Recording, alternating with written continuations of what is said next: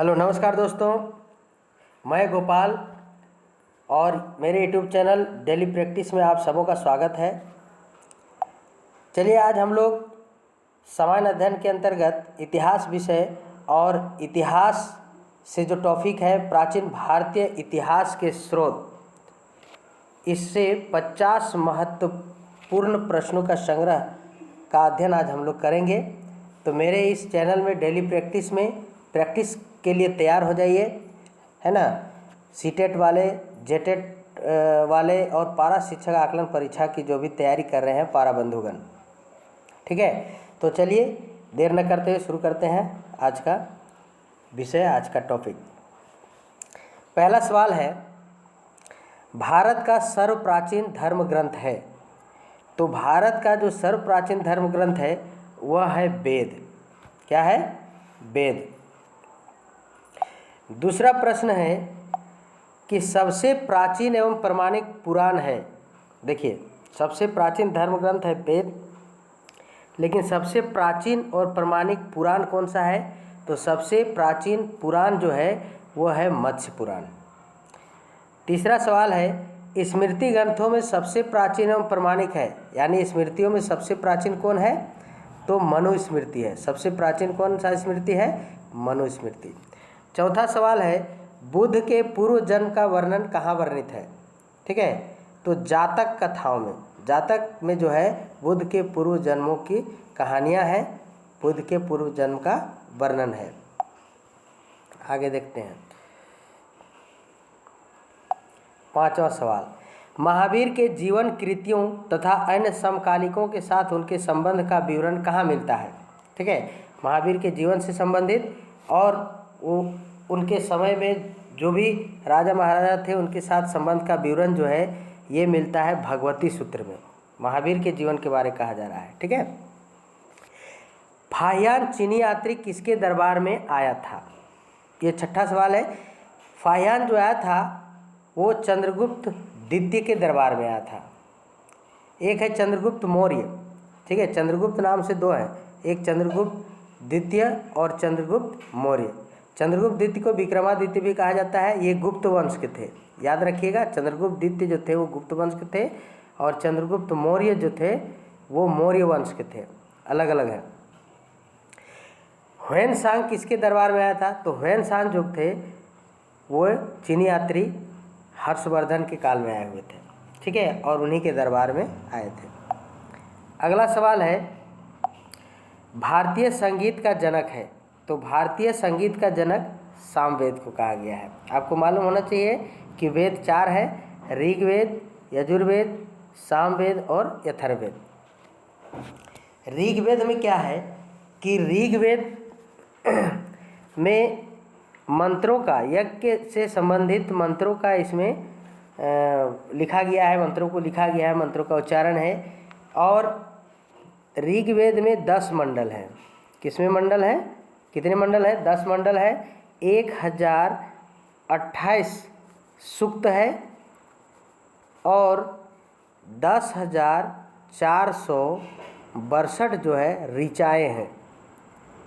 इतना ऋचाएँ, ऋचाएँ यानी श्लोक, ठीक है।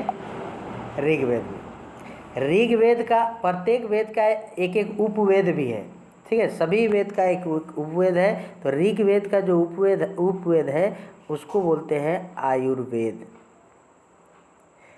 यजुर्वेद का जो उपवेद है उसको बोलते हैं धनुर्वेद। सामवेद का जो उपवेद है उसको बोलते हैं गंधर्ववेद, गंधर्ववेद, ठीक है। और अथर्ववेद का जो उपवेद है इसको बोलते हैं स्थापत्य वेद, स्थापत्य वेद, ठीक है।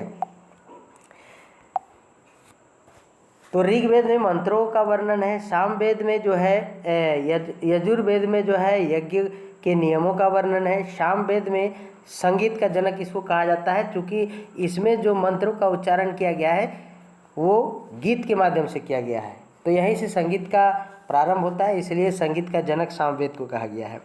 इसमें जो मंत्र हैं वो 1549 है। सामवेद में मंत्रों की संख्या 1549 है। इसको गा करके, है ना, सुनाया गया है। अथर्ववेद, अथर्ववेद में है इसमें जादू टोना, है ना, तंत्र मंत्र, वशीकरण, ये सब का वर्णन है अथर्ववेद में। अथर्ववेद में कुल जो है 20 अध्याय है और 731 जो है सूक्त है इसमें, और 5839 जो है मंत्र हैं इसमें अथर्ववेद में। चलिए अगला सवाल में आते हैं। किसका भ्रमण वृत्तांत सीयूकी नाम से प्रसिद्ध है? देखिए सीयूकी इस नाम से प्रसिद्ध है ह्वेनसांग का। यहाँ पे ह्वेनसांग जो हर्षवर्धन के काल में आए हुए, हाँ, तो हर्षवर्धन के काल में जो ह्वेनसांग आए थे चीनी यात्री, उन्होंने यात्रा वृत्तांत यहाँ पे जो आए भ्रमण किए, तो उस यात्रा वृत्तांत का नाम रखा सीयूकी। ठीक है। 10वां सवाल है, सर्वप्रथम सिक्कों पर लेख लिखने का कार्य किसने किया था? सिक्कों पर सबसे पहले लेख लिखने का कार्य किया था यवन शासकों ने। किसने किया था? यवन शासकों ने। चलिए 11वां नंबर, आहत सिक्कों पर कौन सा चिन्ह नहीं मिलता है? तो आहत सिक्कों पर केवल सूर्य का चिन्ह नहीं मिलता है, बाकी आहत सिक्कों में अर्धचंद्र भी चिन्ह है, मछली भी है और पेड़ भी है। राज्याभिषेक के नियम दिए गए हैं। तो राज्याभिषेक यानी कोई भी राजा बनता था तो उसका अभिषेक किया जाता था, तो इसका वर्णन या इसका नियम जो है ऐतरेय ब्राह्मण में दिया हुआ है। 13 नंबर सवाल है कि निम्न में अबू रेहान किसे कहा जाता है? तो अबू रेहान जो है, अबू रेहान अल-बरूनी का नाम था, और अल-बरूनी जो थे वो मोहम्मद गजनबी के साथ में भारत आए हुए थे। अल-बरूनी ने किताबुल हिंद नाम का एक किताब लिखा है। किताबुल हिंद पूछता है, किताबुल हिंद किसने लिखा है ना। चलिए चलते हैं 14 नंबर सवाल में। राज तरंगिनी का संबंध है? तो राज तरंगिनी का संबंध है कश्मीर के इतिहास से। ठीक है। और एक है चचनामा। चचनामा में सिंध का इतिहास दिया हुआ है। ठीक है। चलिए 15 नंबर, ऋग्वेद का रचना काल है? कब ऋग्वेद लिखा गया है? तो 1500 से 1000 ईसा पूर्व में ऋग्वेद लिखा गया है। ठीक है, इसका रचना काल का समय ही है। चलिए आते हैं 16 नंबर सवाल में। अथर्ववेद में वर्णित है, देखिए जैसा कि हमने बताया, चिकित्सा, जादू टोना, वशीकरण, तंत्र मंत्र, है ना, ये सब जो है अथर्ववेद में वर्णित है। 17वां सवाल है, दार्शनिक विचारधारा का सूत्रपात, दार्शनिक विचारधारा का सूत्रपात के स्रोत कहे जाते हैं। जब भी दार्शनिक विचारधारा की बात आएगी तो उपनिषद जो है उस पर टिक लगा देना है ना। 1 लाइनर क्वेश्चन में हम लोग आते हैं। ऑब्जेक्टिव में चूँकि टाइम ज़्यादा ले रहा था इसलिए हमने 1 लाइनर को इसमें मिक्स किया है। और 1 लाइनर क्वेश्चन करने से क्या होता है कि जब आपको ऑब्जेक्टिव पूछा जाएगा उस समय जो है 4 ऑब्जेक्टिव में से यदि 1 लाइनर क्वेश्चन को आप पढ़ लेते हैं तो यदि भूल भी जाते हैं तो वहाँ पे सही जगह टिक चला जाता है, इसलिए यहाँ पे इम्पोर्टेंस हो जाता है 1 लाइनर क्वेश्चन का। तो उपनिषदों की संख्या कितनी है? कुल उपनिषदों की संख्या है 108, पुराणों की संख्या है 18। प्राचीन भारत का विश्वकोश पुराणों को कहा जाता है। ठीक है। 21 नंबर सवाल में आते हैं, वंशानुचरित यानी चरित का संबंध पुराणों से है। वंशानुचरित का संबंध किससे है? पुराणों से है। मनुस्मृति का रचना काल है? तो 200 ईसा पूर्व से 200 ईस्वी के मध्य। मनुस्मृति कब लिखा गया है? 200 ईसा पूर्व से 200 ईस्वी के मध्य, इसी बीच मनुस्मृति लिखा गया था। वर्तमान भारत की दंड संहिता, ठीक है, वर्तमान भारत की जो दंड संहिता है उसका मौलिक आधार क्या है? तो वो स्मृतियाँ हैं। सबसे पहले स्मृतियों में ही दंड संहिता, दंडों का वर्णन था। ठीक है। जैन धर्म ग्रंथ की भाषा है? तो जैन धर्म ग्रंथ लिखे गए थे प्राकृत भाषा में, और त्रिपिटकों की जो भाषा है वो पाली है। तो इसमें से एक चीज़ याद रख लीजिएगा कि जैन धर्म ग्रंथ की भाषा प्राकृत है और त्रिपिटकों की भाषा जो है पाली है। और त्रिपिटक ये बौद्ध धर्म से संबंधित है। त्रिपिटक किससे संबंधित है? बौद्ध धर्म। तो यदि बौद्ध धर्म ग्रंथ किस भाषा में लिखे गए हैं ऐसा पूछा जाएगा तो पाली लिखिएगा, है ना। और जैन धर्म ग्रंथ किस भाषा में लिखा गया है तो उसको प्राकृत लिखिएगा। तो यहाँ पे जो त्रिपिटक है तो इसमें त्रिपिटक यानी 3 पिटक है। कौन कौन? शुद्ध पिटक, विनय पिटक और तीसरा है अभिधम्म पिटक। अभिधम्म पिटक, ये त्रिपिटक है। चलिए आगे चलते हैं 26वां सवाल में। एरन स्तंभ लेख गुप्त काल के किस शासक के समय का है? तो एरन स्तंभ लेख जो लिखा गया था वो भानुगुप्त के शासनकाल में लिखा गया है। जब हम लोग मौर्य वंश और गुप्त वंश पढ़ेंगे उसमें बहुत सारे स्तंभ लेख लिखे गए हैं, ठीक है। सबसे ज़्यादा तो अशोक ने लिखा है, तो उस समय विभिन्न स्तंभों के बारे में हम लोग पढ़ेंगे डिटेल से। अभी चलिए आगे बढ़ते हैं। फाहियान का भारत आगमन काल है। देखिए अभी इससे पहले मैंने बताया कि फाहियान किसके शासनकाल में आए थे? तो चंद्रगुप्त द्वितीय, चंद्रगुप्त मौर्य नहीं, चंद्रगुप्त मौर्य के शासनकाल में आए थे मेगास्थनीज। याद रख लीजिएगा, मेगास्थनीज का नाम याद रखिए, मेगास्थनीज, ठीक है। और मेगास्थनीज ने क्या लिखा था? इंडिका। क्या लिखा था? इंडिका। इंडिका नामक ग्रंथ लिखा था। तो ये मेगास्थनीज चंद्रगुप्त मौर्य के समय आए थे, लेकिन फाहियान जो आए थे वो चंद्रगुप्त द्वितीय के समय में आए थे। चंद्रगुप्त द्वितीय, जिसको चंद्रगुप्त विक्रमादित्य भी कहा जाता है, यानी 399 ईस्वी में। फाहियान भारत कब आए थे? 399 ईस्वी में। 28वां सवाल है, कौटिल्य का अर्थशास्त्र कितने अधिकरण में विभाजित है, यानी कितने अध्याय में विभाजित है? तो 15। कितने अध्याय में? 15।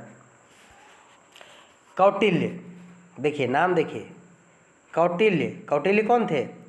कौटिल्य चंद्रगुप्त मौर्य के प्रधानमंत्री थे और इन्होंने ही नंद वंश का विनाश किया था, क्योंकि कौटिल्य को जो है बेइज्जत करके बाहर निकाल दिया था, है ना, घरानंद ने।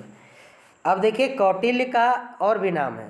कौटिल्य को वही चाणक्य कहते हैं, कभी कभी पूछ देगा चाणक्य का अर्थशास्त्र। इनका और नाम था बचपन का नाम विष्णुगुप्त। विष्णुगुप्त, ये 3 नाम है, तीनों का नाम एक ही आदमी है, कौटिल्य, चाणक्य, विष्णुगुप्त। इन कभी कभी छकाने के लिए पूछ देगा अर्थशास्त्र किसने लिखा, विष्णुगुप्त दे देगा, गड़बड़ा जाइएगा, इसलिए ध्यान से पढ़िए। इतिहास का पिता कहा जाता है, इतिहास का पिता हेरोडोटस को कहा जाता है। 30वां प्रश्न में आते हैं, अशोक के अभिलेख में किस लिपि का प्रयोग हुआ है? तो देखिए अशोक ने ब्राह्मी लिपि को में भी अपने अभिलेख लिखे हैं, खरष्टी में भी और अरामाइक लिपि में भी। इन्होंने तीनों लिपियों का प्रयोग किया था अपना अभिलेख में, ठीक है। हम लोग 50 महत्वपूर्ण प्रश्न कर रहे हैं प्राचीन भारतीय इतिहास के स्रोत से, ठीक है। इस तरह से सभी विषय को हम लोग पढ़ेंगे, रोज़ प्रैक्टिस करेंगे। इसलिए हमने चैनल का नाम बदल दिया है। मेरा पहले जो चैनल था उसको हटा करके उसका नाम चेंज कर दिया डेली प्रैक्टिस, ताकि आप मेरे नाम से ही जो है चैनल के नाम से ही डेली प्रैक्टिस कर सकें। रोज़ प्रैक्टिस करिए, प्रैक्टिस करिएगा, यही काम देगा। परीक्षा बहुत जल्द होगी, है ना, चाहे वो पारा शिक्षक आकलन की परीक्षा हो, और सीटेट का तो एडवर्टीजमेंट निकल ही गया है, 3 महीना के अंदर होगा। और जेटेट की भी जो तैयारी कर रहे हैं वे लोग भी अलर्ट रहेंगे। लेकिन सबसे जिनके लिए हम इम्पोर्टेंट ये काम कर रहे हैं वो पारा बंधु लोग हैं, वो लोग सबसे ज़्यादा ध्यान देंगे। सभा एवं समिति को प्रजापति की 2 पुत्रियाँ किस वेद में कहा गया है? तो सभा एवं समिति को प्रजापति की 2 पुत्रियाँ जो है अथर्ववेद में कहा गया है।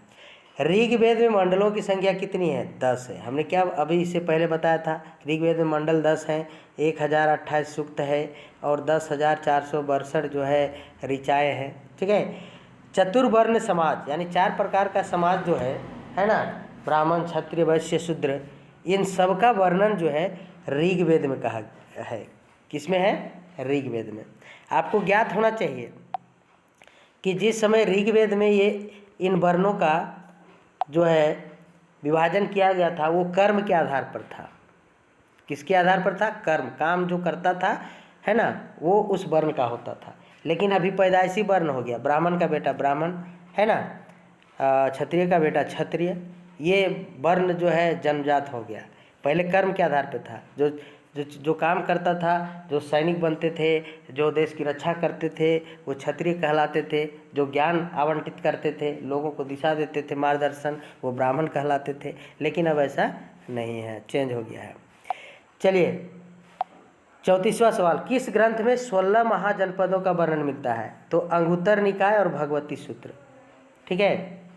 अंगुत्तर निकाय और भगवती सूत्र में जो है 16 महाजनपदों का, है ना, काशी, कौशल, ये सब का आप लोग पढ़े होंगे। 16 महाजन, महात्मा बुद्ध जी थे, गौतम बुद्ध, है ना, तो ये जो भगवती सूत्र है, उत्तर निकाय है, ये जैन धर्म और बौद्ध धर्म जब उत्कर्ष में था उस समय का जो है ग्रंथ है, और उससे 16 महाजनपद का वर्णन मिलता है। 35वां सवाल जो है, त्रिपिटक का संबंध किस धर्म से? देखिए, बौद्ध धर्म से इससे पहले हम बताए थे। त्रिपिटक किस भाषा में लिखा गया? पाली, यानी बौद्ध धर्म का जो ग्रंथ है त्रिपिटक वो है सुत्त पिटक, विनय पिटक और अभिधम पिटक। आगे देखते हैं जैन आगम। जैन आगम कहा गया है जैन साहित्य को, जितने भी जैन साहित्य हैं उसको जैन आगम कहा गया है। महाभाष्य की रचना किसने की? तो महाभाष्य की रचना जो है पतंजलि ने की थी। किसने की थी? पतंजलि ने। 38वां नंबर चचनामा में वर्णित है, हम बताएं सिंध का इतिहास है ना, और राजतरंगिनी जिसको जो वर्णित है जिसमें कश्मीर का इतिहास। पेरिप्लस ऑफ द एरिथियन सी के लेखक है अज्ञात, इसको याद कर लिया। एरिथियन सी, ये इसका स्पेलिंग गलत लिखा हुआ है। महाभारत की रचना किसने की? आप सभी जानते हैं महाभारत की रचना जो है वेद व्यास ने की थी। ठीक है, रामायण और महाभारत 2 महाकाव्य हैं। वेद त्रयी के अंतर्गत सम्मिलित है। वेद त्रयी किनको कहा गया है? ऋग्वेद, यजुर्वेद और सामवेद को। ठीक है, चूँकि वेद त्रयी इनको इसलिए कहा गया कि इन सभी में, तीनों में जो है यज्ञ संबंधी नियम कानून है। जैसे ऋग्वेद में वहाँ पे यज्ञ संबंधी मंत्र है, तो यजुर्वेद में यज्ञ करने का नियम है ना, मंत्र हालांकि सभी में है। और सामवेद में जो है जिसको संगीत में गाया गया है। यजुर्वेद में जो है गद्य और पद दोनों में है ना। विष्णु का प्राचीनतम उल्लेख कहाँ मिलता है? तो विष्णु का सबसे प्राचीनतम उल्लेख जो है ये ऋग्वेद में मिलता है। सिक्कों का अध्ययन कहलाता है मुद्रा शास्त्र। सिक्कों का अध्ययन क्या कहलाता है? मुद्रा शास्त्र। सबसे पहले सोने के सिक्के किसने जारी किए? तो सबसे पहले सोने के सिक्के जो है हिंद यूनानियों ने जारी किया। ठीक है, हिंद यूनानी। सोने के सिक्के सबसे अधिक जारी किए गुप्त शासकों ने। देखिए यहाँ पे सवाल को थोड़ा ध्यान से देखिए, ये सोना का सिक्का के बारे में कह रहा है। कहता है सबसे पहले सोना का सिक्का जो है किन लोगों ने जारी किया था? तो हिंद यूनानियों ने सबसे पहले। और सोने के सिक्के सबसे अधिक जो है वो गुप्त काल में जारी हुआ था। ये 2 बातें हैं, सबसे अधिक और सबसे पहले। वही चीज़ यहाँ भी लिखा है, सबसे अधिक सिक्के किस काल के मिले? तो मौर्योत्तर काल, यानी मौर्य के बाद जो भी वंश आए है ना, उन सब में सिक्का ज़्यादा मिला था। वेदांगों की संख्या कितनी है? तो वेदांग की संख्या 6 है। भारत के राज चिन्ह में प्रयुक्त होने वाले शब्द सत्यमेव जयते कहाँ से लिया गया है? तो सत्यमेव जयते जो है ये मुंडको उपनिषद से लिया गया है। ठीक है, गोत्र व्यवस्था प्रचलन में कब आई? तो ये उत्तर वैदिक काल में आया था, यानी ऋग वैदिक काल के बाद ही उत्तर वैदिक काल आया। ठीक है, ऋग वैदिक काल सबसे प्राचीन काल था, तो उत्तर वैदिक काल से गोत्र व्यवस्था जो है प्रारंभ हो गई थी। प्राचीनतम व्याकरण अष्टाध्यायी, अष्टाध्यायी का थोड़ा स्पेलिंग गलत है, अष्टाध्यायी के लेखक है पाणिनि। ठीक है, अष्टाध्यायी ये लिखा गया है पाणिनि द्वारा। ठीक है, तो ये आज थे आज के 50 महत्वपूर्ण प्रश्न जिसका अध्ययन हम लोगों ने किया है। तो ये प्रैक्टिस आप जारी रखिए, इतिहास से, भूगोल से, है ना, आपका अर्थशास्त्र से, आपदा प्रबंधन से, पर्यावरण से, व्याकरण से, चाहे वो हिंदी का हो या अंग्रेजी शायद नहीं पूछ सकता है आपको पारा शिक्षक आकलन परीक्षा में, है ना, लेकिन जेटेट और सीटेट में पूछेगा, तो हालांकि उसके लिए अलग से वीडियो हम बना दिया करेंगे। तो ये सभी सामान्य ज्ञान के अंतर्गत, जैसे इतिहास, भूगोल, नागरिक शास्त्र या झारखंड से संबंधित प्रश्न या इंडिया, खेलकूद, ये जनरल प्रश्न जितने भी आएंगे उसको सामान्य ज्ञान के अंतर्गत रख करके हम लोग तैयारी करेंगे। आकलन का तैयारी कर रहे पारा शिक्षक बंधुओं से आग्रह है कि इसको सामान्य ज्ञान को ही समझ करके पढ़ना है और उतना ज़्यादा डीपली नहीं जाना है ना, लेकिन फिर भी जितना अच्छा तैयारी रहेगा उतना अच्छा हम लोग कर पाएंगे और एक ही अटेम्प्ट में जो है परीक्षा निकालने का काम हम लोग करेंगे। ठीक है, इसके अलावा कुछ महत्वपूर्ण जो पुस्तक है और उसके लेखक जो हैं उनको हम लोग थोड़ा सा याद कर लेंगे। ठीक है, किताबुल हिंद लिखा है अल बरूनी ने। किसने लिखा है? अल बरूनी, याद कर लेंगे। इंडिका को लिखा है मेगास्थनीज ने। अष्टाध्यायी पाणिनि। राजतरंगिणी किसने लिखा? कल्हण ने। मुद्रा राक्षस विशाखदत्त। मृच्छकटिकम शूद्रक। हर्षचरित बाणभट्ट। नीतिशास्त्र कामंदक, ठीक है। और प्रबंध चिंतामणि मेरुतुंग। अभिज्ञान शकुंतलम कुमार संभवम या मेघदूतम, ये इन ग्रंथों को लिखा है कालिदास जी ने, ठीक है। तो ये सारे महत्वपूर्ण जो पुस्तक हैं इनको याद कर लेंगे और इनके जो लेखक हैं उनको भी आप याद कर लेंगे। साथ ही साथ यदि आप याद रख सके कि कौन किस काल में आया तो उससे कभी कभी पूछता है कि इन्होंने ये जो किताब लिखी वो किस काल से संबंधित था, ठीक है, तो वो भी अच्छा रहेगा। तो चलिए आज के लिए बस इतना ही दोस्तों, फिर मिलते हैं अगले वीडियो में हम लोग नेक्स्ट डे, है ना। और तैयारी में लगे रहिए। पारा शिक्षक आकलन परीक्षा की तैयारी कर रहे जितने भी पारा बंधुगण हैं उनके लिए हम संकल्पित हैं कि सभी कोई एक ही अटेम्प्ट में पास कर सके, जिसके लिए बेहतरीन से बेहतरीन प्रैक्टिस सेट हम लेकर के आएंगे आप लोगों के लिए। आज के लिए बस इतना ही, धन्यवाद।